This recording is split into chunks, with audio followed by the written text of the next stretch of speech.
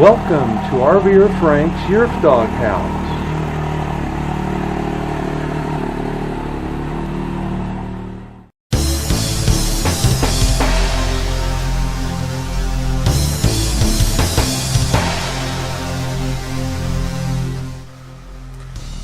Hello everyone, this is RVer Frank in the doghouse again. Today I'm continuing with my previous video about the Yerf onboard gear checklist. This is a list based on my tolerance for risk when off-roading, which may be different than yours. This checklist contents would enable myself to render assistance to others encountered on the road who may be less prepared. As I mentioned, these all have some method of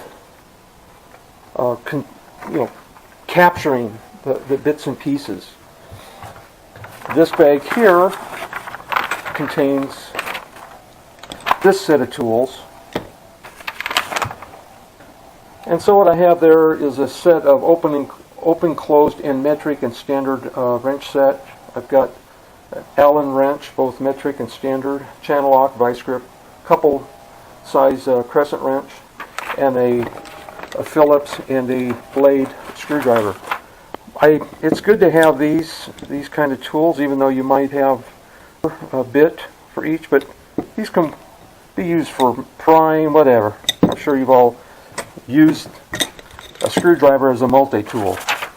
So I just simply wrap that up and put it in the bag. You might be wondering, what do I need a sledgehammer for? I don't leave home without a good sledgehammer there. Moving on, I carry some spray lube, a couple ratchet straps. I believe those are good for 800 pounds a piece, working load. As backup, maybe it's to hold a rig in place for whatever reason during the recovery. I got duct tape, of course the good old folding shovel. Of course you may need, if you don't have it, you will need it, a good saw and a hatchet. On this list, which I'll add, is my bear spray, bear repellent. This is some nasty stuff. It'll shoot a plume about 30 feet away, stop a bear in its tracks, or any other varmint that might be out there.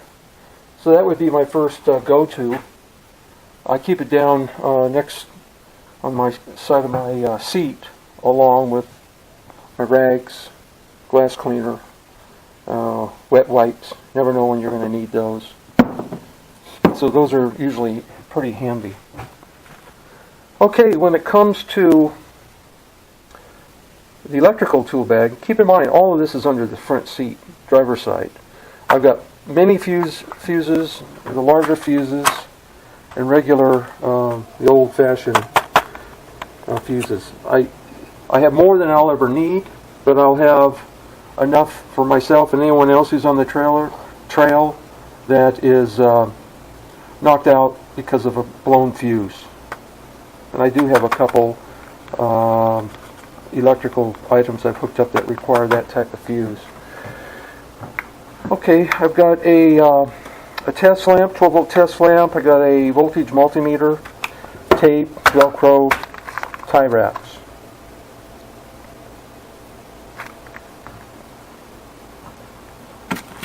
In their bag, and I keep that protected in an old sock. Okay, then I have a 1.5 ton scissor jack. Some people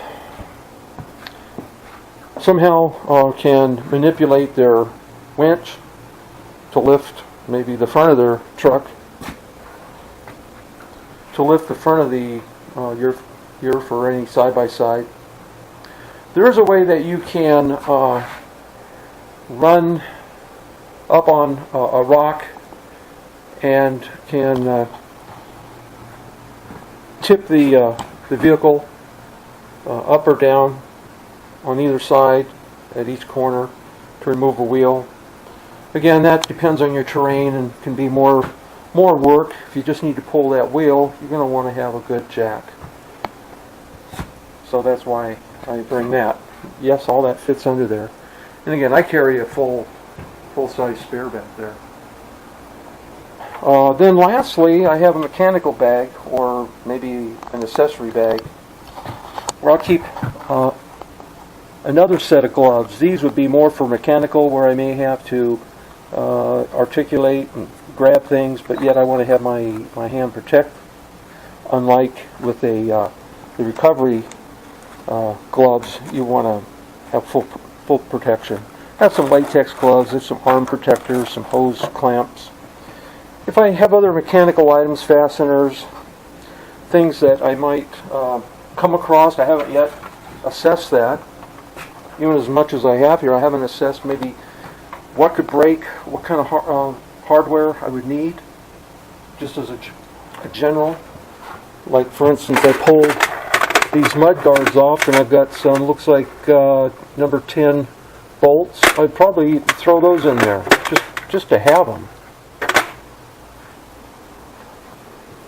So that's what that bag's going to be for, and that could grow. And of course, as I add to it, I'll want to add to my list. So if I have to, I can find this stuff and where it's at, rather than, oh, I think I have it, but I'm not quite sure where it's at, and you tear your whole rig apart. And of course, the last place you'll look is where it's at. Okay, so I'm going to go ahead and repackage this and get it all back under the seat. Okay, this is everything packaged up, ready to go, to be stored away under the seat. So, now we'll go ahead and fit that puzzle together. My background included, in my logistics assignments, material handling, packaging, and so maximizing space has always been in the forefront. And so, believe it or not, everything fits under there. You might recognize some of the packaging, or you might recognize some of the items that have been packed. This little blanket right here is a mover blanket. It's a 4 foot by 72, so it's a smaller version of a large size mover blanket. And that slips right over there and really keeps everything compacted together. And I did put that, I showed this, I did put that on the miscellaneous mechanical bag right there, where I'm going to put extra hardware, anything that comes up. So that's accessible. And there's still some other room there, but I want to keep it away from that electrical. I think that's the brains to this computer's right there. I think, not sure. The key to packaging this stuff is to put items in order that you might need them.